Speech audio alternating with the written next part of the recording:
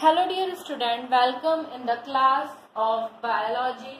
Today's lecture we are discussing about class 8th biology chapter number 10 reaching the age of adolescence. Okay, today we are discussing about the topic hormones.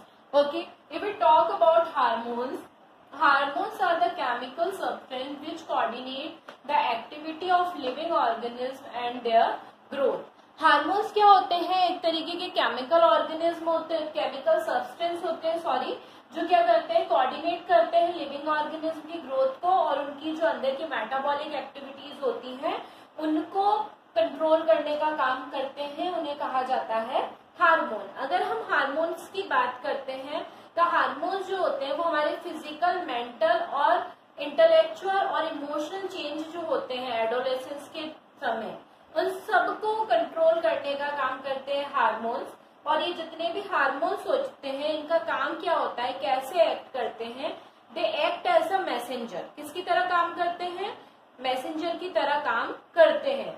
और क्या करते हैं? Chemical message को body में एक जगह से दूसरी जगह ले जाने का काम करते हैं, जिसके कारण हार्मोन्स जो होते हैं वो सिक्रीट होते हैं एंडोक्राइन ग्लैंड के थ्रू। और ये एंडोक्राइन ग्लैंड के थ्रू क्या होते हैं, थ्रू आउट द बॉडी में फैलने का काम करते हैं। एंडोक्राइन ग्लैंड जो होती है वो हार्मोन रिलीज करती है डायरेक्टली कहाँ पे, हमारे ब्लड के अंदर। कैसे कैसे वर्क करते हैं? सबसे पहले हार्मोन कहाँ पे जाते हैं? डायरेक्ट हमारे ब्लड के अंदर जाते हैं, direct into blood stream.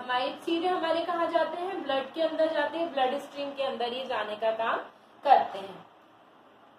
ये हार्मोन क्या होते हैं? ट्रांसपोर्ट होते हैं, है ना, सर्कुलेशन के थ्रू। और केमिकल मैसेज के ट्रांसपोर्ट होते हैं, है ना, ट्रांसपोर्ट बाय द ब्लड। किसके थ्रू ट्रांसपोर्ट होते हैं? ब्लड के थ्रू ट्रांसपोर्ट होने का काम करते हैं। हार्मोन्स जो होते हैं केमिकल मैसेंजर होते हैं जो इंफॉर्मेशन और इंस्ट्रक्शन को कैरी करने का काम करते हैं। Carry information and instruction. ठीक है, इंफॉर्मेशन और इंस्ट्रक्शन को क्या करते हैं, ये कैरी करने का काम करते हैं। हार्मोन जो होते हैं स्पेसिफिक पार्ट तक पहुंचते हैं, वो ऑर्गन हो सकता है, टिश्यू हो सकता है, सेल होता है ना, और मैसेज जो होता है उसको सेंड करने का काम करते हैं। रीचिंग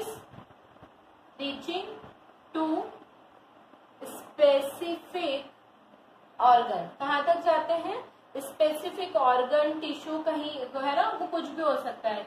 स्पेसिफिक प्लेस है ना, रीचिंग टू स्पेसिफिक प्लेस, वो प्लेस हो सकता है ऑर्गन, टिश्यू और सेल। और मैसेज को सेंड करने का काम करते हैं। Message send to target organ, कहाँ तक पहुंचाते हैं? टारगेट साइट या टारगेट साइट जो भी ऑर्गन होता है वहां तक ये उनको क्या करते हैं, पहुंचाने का काम करते हैं। ठीक है, समझ में आया बच्चों?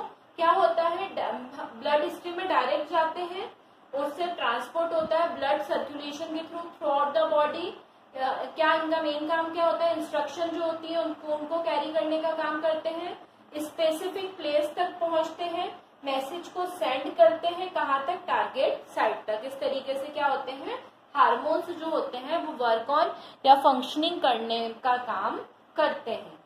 Okay, now we are discussing about the role of hormones in the initiating reproductive function। मतलब अब हम किसके बारे में बात करेंगे? अब हम बात करेंगे रोल, हार्मोन के रोल की, कि हार्मोन का क्या रोल होता है, किस तरीके से वो फंक्शन परफॉर्म करते हैं। So role of hormones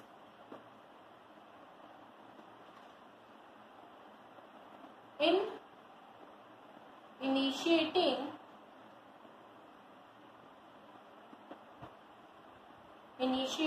reproductive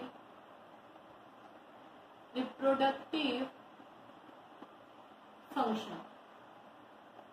okay, इसके बारे में हम क्या करने वाले हैं, डिस्कस करने वाले हैं। Hormone play an important role in the initiation the reproductive function of adolescence. मतलब एडोलेसेंट जो पीरियड होता है उस समय हार्मोन का बहुत इंपॉर्टेंट फंक्शन होता है रिप्रोडक्टिविटी को कंट्रोल करने के लिए।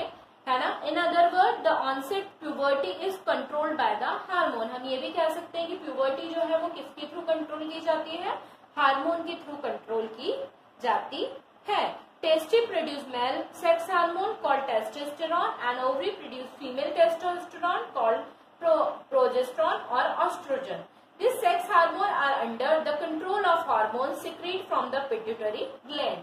ठीक है, दो तरीके के हार्मोन सिक्रीट होते हैं। टेस्टी से होता है टेस्टोस्टेरोन हार्मोन, है ना, और ओवरी जो होता है उससे होता है, दो हार्मोन सिक्रीट होते हैं, एक होता है प्रोजेस्टेरोन एंड एस्ट्रोजन। ठीक है, दो हार्मोन सिक्रीट होते हैं, ये मेल के अंदर और ये फीमेल के अंदर। ठीक है, ये दोनों जो हार्मोन होते हैं ये किसके थ्रू सिक्रीट होते हैं,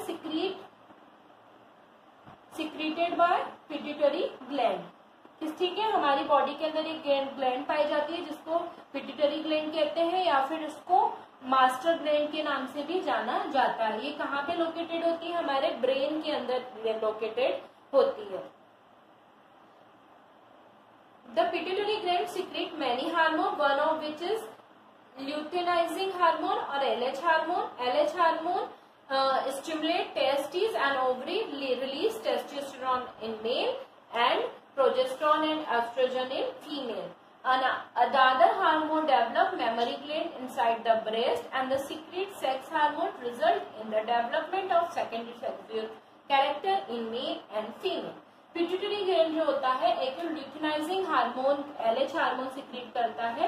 वो मेल और फीमेल के अंदर ये जो हार्मोन होते हैं इनकी एक्टिविटी को कंट्रोल करने का काम करते हैं और यही हार्मोन मेल के अंदर टेस्टोस्टेरोन हार्मोन को सिक्रीशन के लिए इंस्पायर करते हैं और फीमेल के अंदर प्रोजेस्टेरोन और एस्ट्रोजन के सिक्रीशन को इंस्पायर करते हैं। इसके अलावा ये जो हार्मोन होता है ल्यूटिनाइजिंग हार्मोन एलएच हार्मोन, ये क्या करता है, मेमोरी ग्लैंड जो होती है ब्रेस्ट के अंदर मेमोरी ग्लैंड को भी एक्टिव करने का काम भी यही हार्मोन करता है। और इसी के थ्रू क्या होता है मेल और फीमेल दोनों के अंदर सेकेंडरी सेक्सुअल कैरेक्टर जो होते हैं वो डेवलप होने का काम करते हैं। किस हार्मोन के थ्रू, ल्यूटिनाइजिंग हार्मोन के थ्रू, जो कौन सिक्रीट करता है, पिट्यूटरी ग्लैंड सिक्रीट करती है और इस तरीके से रोल प्ले करते हैं ह्यूमन के रिप्रोडक्टिव फंक्शन को परफॉर्म करने में। ओके, इसमें एक चीज और क्या देखने को मिलती है कि सारी जो है सेकेंडरी सेक्सुअल कैरेक्टर वो भी किसके थ्रू कंट्रोल हो रहे हैं, कहीं ना कहीं हमारे हार्मोन के थ्रू ही कंट्रोल हो रहे हैं। विदाउट हार्मोन वो भी सेकेंडरी सेक्सुअल कैरेक्टर भी प्रॉपर तरीके से डेवलप नहीं होंगे, तो उनके लिए भी क्या है, इसका बहुत ज्यादा इम्पोर्टेंस है। इसके बाद अगर हम बात करते हैं reproductive phase of life cycle in human, reproductive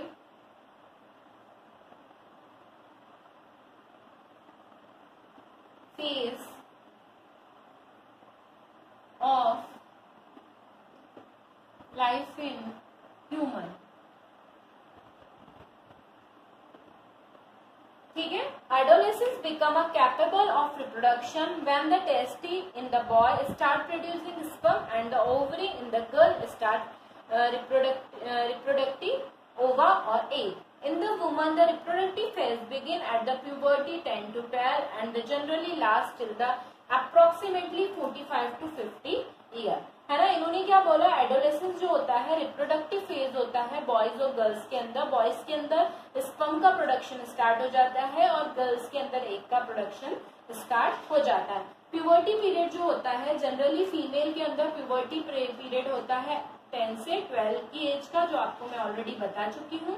और इसका स्टॉपिंग पीरियड या बंद होने का जो फेज होता है जिसे हम क्या बोलते हैं, मेनोपॉज, वो जो होता है उसकी एज होती है, प्यूबर्टी पीरियड के बंद होने की एज जो होती है वो होती है 45 टू 50 की एज। ठीक है, इसमें इनका क्या होता है, ये मेंस्ट्रुएशन साइकिल हो जाता है। पर मेल जो होता है उनके अंदर फीमेल से के कंपेयर में ज्यादा कैपेसिटी होती है रिप्रोडक्शन करने की, क्योंकि इनकी throughout the life, male के अंदर ही हमने किसकी बात करी थी, फीमेल की बात करी थी। मेल के अंदर जो होता है स्पर्म का जो फॉर्मेशन एक बार स्टार्ट होता है किस एज में, 14 से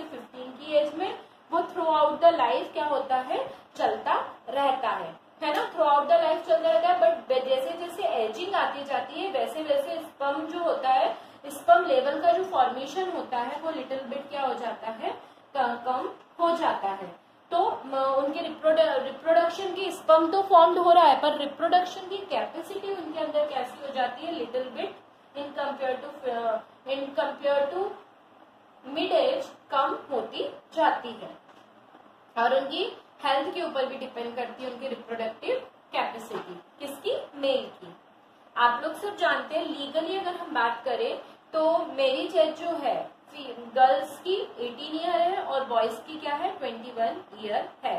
गर्ल जो होती है, girls younger than 18 year age है ना, ये माना जाता है कि 18 साल की उम्र तक गर्ल्स जो होती है, यही हार्मोन और प्यूबर्टी पीरियड और इन सब के कारण कि वो कैपेबल नहीं है, क्योंकि वो रिप्रोडक्टिवली हेल्दी नहीं होती है इस एज से पहले, और मेंटली वो तैयार नहीं होती है मदरहुड के लिए। इसलिए अर्ली मैरिज जो होती है वो फीमेल की बॉडी के लिए क्या हो सकती है, हार्मफुल हो सकती है। बहुत सी बार ये जो होते हैं ये बहुत इतना ज्यादा हार्मफुल हो जाते हैं कि इस अर्ली एज में अगर मदरहुड कैरी करती हैं छोटी एज की फीमेल्स तो उनकी डेथ तक हो जाती है। थ्रू आउट द लाइफ बहुत ज्यादा कॉन्सिक्वेंसेस देखने को मिल सकती है। इसलिए गवर्नमेंट ने डिसाइड करा है मेल और फीमेल की मैरिज एज को, मेल की होती है 21 और फीमेल की होती है 18 ईयर। अगर इससे पहले इनकी शादी कर जाती है तो ये एक लीगल ऑफेंस होता है जिसके लिए बहुत ज्यादा कड़ी सजा मिल सकती है।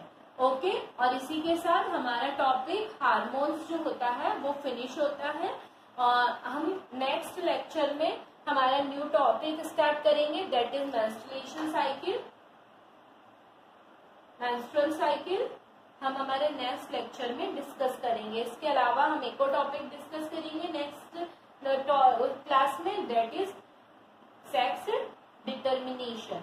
Okay student, till then have a nice day, goodbye student.